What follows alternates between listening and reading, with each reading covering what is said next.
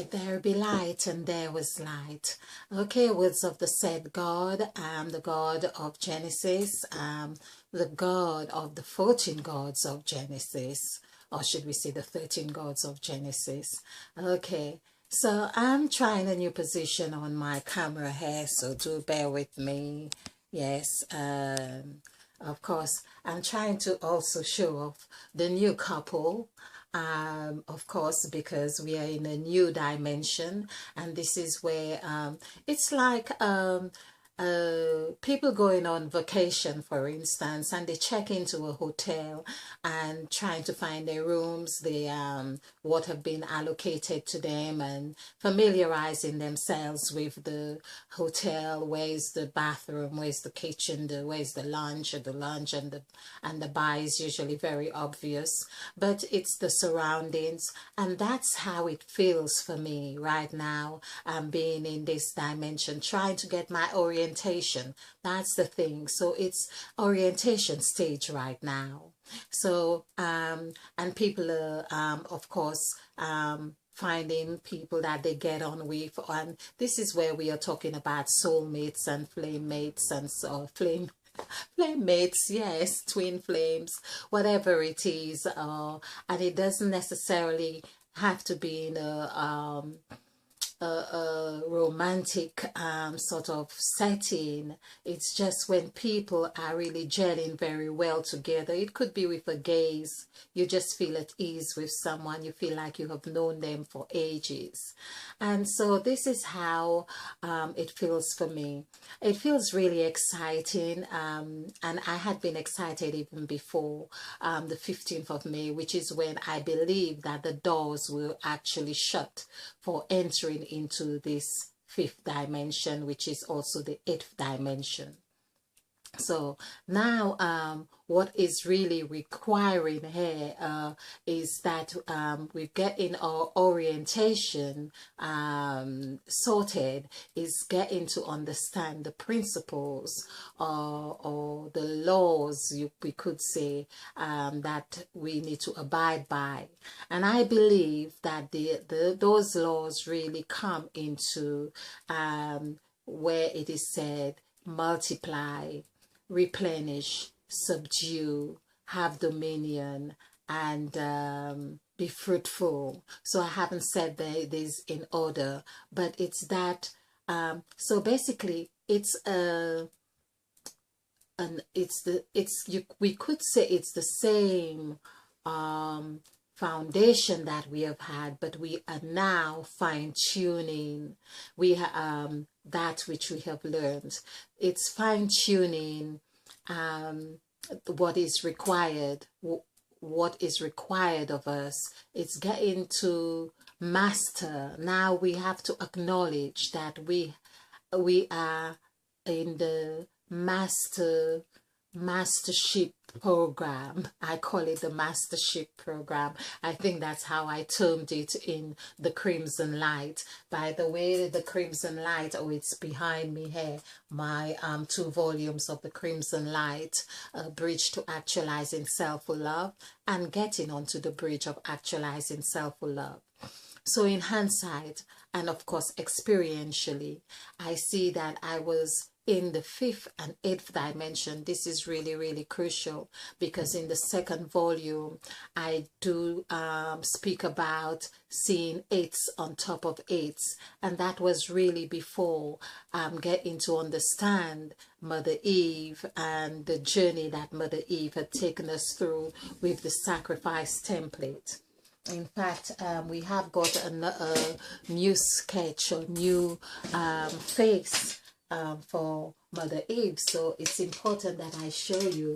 This is the new Mother Eve, and we can see, oh my, she looks so much brighter and really lovely. So this is the sacrifice template that we are working with. Of course, I did ask Mother Eve if we are going to continue with this, and the answer is yes. And we can see how Mother Eve is looking really ravishing. She looks really bright and much happier that we have now. We have heed to the call. We have gone through the fire 7 times, like I have done on one of my videos, because I see going through. There's the thing. Going through the fire 7 times.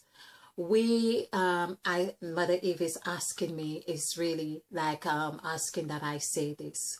We need to acknowledge that it's the things we go through in our dreams and visions, they are another reality, if you want to put it this way. We see this 3D, we see this flesh, and this when we can or senses in this realm. We believe that that's the only realm that counts, but Mother Eve is saying, for instance, when you have visions, you also go through you also have experiences. For instance, if you had a nightmare, you would realize that your heart is beating faster, and it also has a physiological aspect.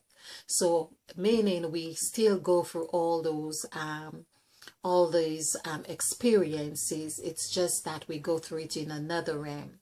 So for instance, when I danced to the lights, and it was in the street, where I have got a video, 2 videos, where I talk about this vision, dancing to the lights, and I talk about lots of oil and being anointed. That is very real. In fact, perhaps even more real than hair in this. It's like every realm has its rules, you could say, or laws, laws and regulations, policies, whatever it is. But I was able to have this dance in the street, where perhaps in this realm I might be seen as crazy and get locked up and be put in a mental institution. I had a divine inspiration or divine guidance to exhibit that dance with the light in a realm where I felt safe enough to explore that. So Mother Eve is really asking us to be mindful of those aspects of ourselves. So we are now, of course, in the 5th and 8th dimension, which if you are new to this, by the way, I am Cry Me Queen, and of course I would urge that you watch our videos on an introduction to Cry Me Queen 2018. Now this is with Mother Eve. You will notice there's the symbol of infinity right there in Mother Eve's mouth, and this is all how Mother Eve had showed us that it is the symbol where she ate of the fruit, where she was cast to the ground. She was cast to the ground. This is where another thing that we had not really associated the story of Mother Eve is that Mother Eve is the serpent, is also the serpent, and is also Satan in the scriptures that we have been reading. So the story that evolves when we are talking about 3 God, we are talking about God, we are talking about the serpent, and we are talking about Mother Eve. There is Mother Eve playing those parts. It's like the first movie I think that I saw was Natty Professor, where he acts all those different parts in the movie. He's playing out all those different parts. I think perhaps 6 different parts. I'm not quite sure. I found it very difficult to believe at the time. And when my son said, yeah, but it's him playing those parts and so on, because perhaps he was more experienced in this sort of learning or had read about it. And so that's what Mother Eve was all about then. This is why we see the same sort of story that happened with Job. So basically, Mother Eve was Satan. She was also Job's wife, and she was also Job's wife, exactly. I have talked about that, and so we can see that her, and she was also talking to Job. It's like saying, why don't you curse God and die? So she is really God, she is really the wife, and she's really Satan. So she's playing those parts. She's able, it's getting into the psyche and where we are going with in different realms. So basically it's like another way of looking at this. You are looking at me as Crimey Queen, and I am the same person here. But if you know other aspects of myself, you could also be relating to the mother that I am, even in these presentations. When I am talking on about being a mother, then you are seeing the mother aspect of myself. When I'm talking about Crimey Queen, you are seeing Crimey Queen's aspect of myself. When I now speak of being a wife, then you see a wife aspect of myself. So all these separate cells in this body that you are looking at, but at any point of any point of attention in this audible or in what you were hearing at that time, that's what you are relating to. So this is where it had been difficult for us to understand that Mother Eve was also Satan, or is also Satan, is the serpent, is Eve, the younger Eve aspect of herself, if we want to say, had given us that representation, the youthful representation of herself, to say, well, my daughter, remember, I have given you all fruit-yielding trees, that which has its seed in it, and so on, after its kind. So you shall not surely die. She is planting a seed in her daughter's mind, to that the daughter, after the shell of that seed has died, of all that she sees the shell of the seed to be, or the flesh around that seed, when it dies, then the daughter can remember, my mother had told me that now that thing that seemed like it is dead now has new growth. So this I began to really talk, hopefully with the intention to talk about the characteristics of the gods. But it's just to give you, I felt that was coming out really nicely, in the sense of getting us to understand the fifth and eighth dimension. So we are in one place or in one body, but we are in different realms. Okay, so I do like that myself. I hope it is clear to you and it makes sense to you. So let's again thank Mother Eve for bringing us through to the fifth and eighth dimension. So there we are talking about the fifth dimension. The fifth, in fact, the mouth equals 5, so that is metaphorically that the words and the sounds and all those the fruit that we eat with the mouth, and we yawn with the mouth, we speak with the mouth, we drink it through the mouth, we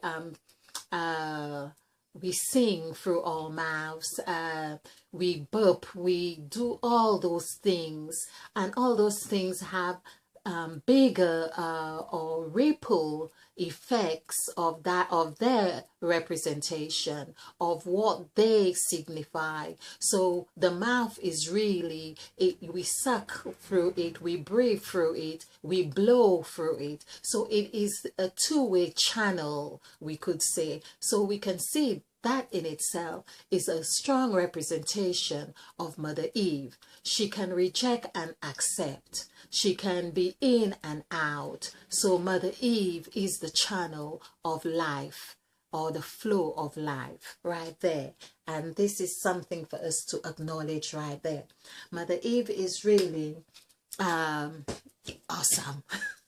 Okay, so we have covered the gods of the 14 gods. We have covered the moved gods, the saw, the divided, the called. I'm not sure we have done the called. No, we have done divided, we have done formed, we have done set, we have done breathed, blessed, planted we haven't done, we have done made, and created. I think we will go over that. So let's just go over the called God.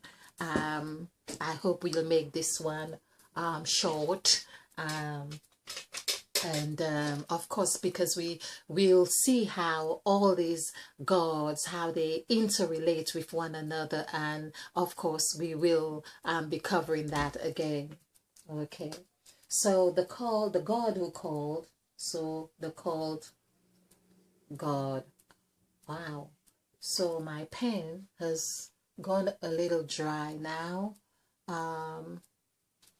Wow, do bear with me. Let me get another one.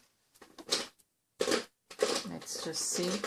So called, and so first of all, I see the word all right here, and then we have the word, by the way, it'd be good if we do the numerical value. Oh, let's just,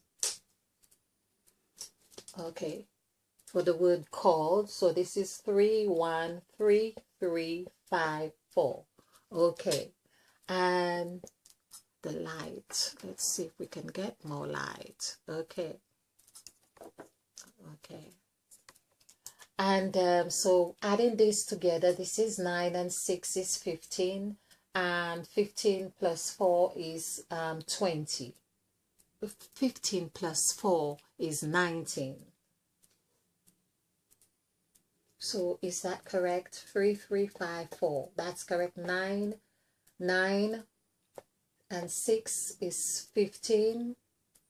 Yes, 9 plus 6, 15. 16, 17, 18, 19. That's correct. 1 plus 9.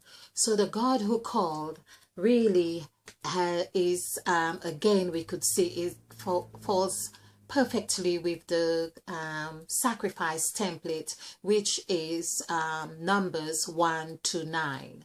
Of course, so that's the God who called. Of course, we can see that calling again is something that we do with our mouths. Now, the reason we are going through these separate gods and finding out the characteristics is to help us understand that the story we were given about Adam and Eve was the fall of mankind is that this is really like a kindergarten explanation for what might have really happened, and that we are not the first human on earth, or we are not original as we were taught, or the story of Adam and Eve is not an original or not altogether, should we say, true. Yes, it's true in the sense that it's like a dough. It has in it like flour. When you mix flour and you put the baking soda in and you put the water and you really mix all of these things together, but it had not risen. And that's what it is, because of course you couldn't just eat it as it is. It is dough, it is doughy, it would not feel right in our mouths, it has no life to it. But when it gets heated, then it all left in the right temperature, it would rise. Because if you put it in the fridge, it will not rise. It needs to have the right temperature. Depending on the temperature, it will rise accordingly.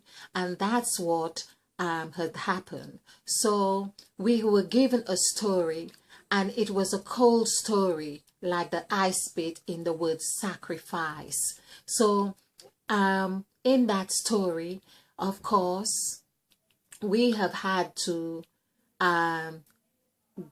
we have had to connect at the story at a level where it would take its rise, because as I had done a compilation of words from the word sacrifice, we would also see that the word rise, R-I-S-S-E, is also in the word sacrifice, and that's why Christ in the story was able to rise. So these are things that it's important for us to understand. So when we say that, yes, we were told a lie, yes, the word lie also we have seen is in the word believe, and in the word belief, which was something Christ really, Jesus Christ talked about, that we should believe, and according to your belief, be it unto you. In other words, according to the temperature, according to your temperament, be it unto you. So if you were to turn it over, if you were to give it enough attention or enough assimilation, whatever it is that you did, then you would understand that the story has flip sides to it. It has different sides, different angles to it. So that's what Mother Eve was really about, showing us the different sides and the different temperaments, even to her nature, which has been passed on to us. And now in the fifth dimension, Mother Eve is really saying that you have come to this place, you have eaten of the fruit. By the word eat or ate equals ate, and she is showing us that it is really in the mouth, because we tend to believe that of course 9 would be a higher or more valuable number or whatever. All the numbers have their own values, but we will see it's really the function that is appropriate for that number that we need to apply. So basically you could have it's really having the appropriate tool or symbol. In this case, the numbers are symbols or functions. So having the right or appropriate one, that's what matters. And that's what Mother Eve really wanted to teach us as her children. So back to the word called, we have all. And of course, all is 331, which is 7. We also have the word led, L-E-D. When you have been led, again, we see. So when God called, that meant God led. God was leading. By calling, there's igniting a response. So the call in itself is igniting a response to lead. Okay, so there's another thing for us to know, that it's not about eating an apple and when told that you should not eat of the fruit, because again, the other thing that's important for us to remember is that Mother Eve was not one who was given the commandment not to eat of the fruit. No, Mother Eve was part of playing this game. It's the game of hide and seek. It's the game of hopscotch. It's the games. It's all about the games Mother Eve wants us to understand, and the principles of the games, or the moral of the games. So we have the word call as well, which is present. So all those words that constitute the word call are really the functions that so they like cells, we could say. They are like neurons or synaptics or parts of our body, you could say, just to make a reference. And they are all acting out their separate characteristics to creating whatever the body's function or whatever is happening at that time. So we have call, we have led, we have there's the word lack. Of course it's LAC, but it's still in the spirit of sound mind. We could also say that there is lack to say when we are told that you should replenish. So there would be a stage of a sense of feeling lack, why you would need to replenish, of course. We have I'm just saying Dahl, which is DAHL, but it seemed like food came to mind right here. Okay. Lad. We have lad as in a young man right there. Perhaps in the call that God did, when God called, perhaps that was a young lad. As we say, God created man in his own image and likeness. Don't we use the word lad for a young man? Yes, we do. And there is where the lad would come into motion. So that's where God created man in his own image and likeness. So that which coincides with the previous theories that I have been talking about, because it was a woman's world then, before there was that huge catastrophe, and for whatever reason it would have seemed perhaps it was the battle of men and battle of the sexes was going on then, that might have been resulted in the huge catastrophe. And maybe it was then when the man took over that Mother Eve was playing her psychedelic attributes to whispering to her daughter, remember, I have given you. So the God, or the God who bless, for instance, he bless, but in the word bless also is less. So that meant in the blessing, Mother Eve was also reminding, in the very same verse, reminding the couple or Eve or the man or whoever, but reminding them, remember, behold, this is the word she says, behold, I have given you all fruit-bearing trees, that which it hath its seed. So all those things were really, Mother Eve is saying, behold, I have given you this. This was the first seed that Mother Eve, and I think it was repeated 3 times actually, making sure that it was something that we remember. And now I believe that's what Mother Eve is really telling us to remember. So back to the word called, I think we have led, lead, to lead as well. We have lead, so lead, we have led, and we have to deal, D-E-A-L, to deal or not to deal, you know. So we have all these negotiations were happening there. Okay. So these are words that I am pointing out to really show that we need to get our understanding in a postgraduate qualification of this story that we have been taught. I hope you have enjoyed this. Please like and subscribe.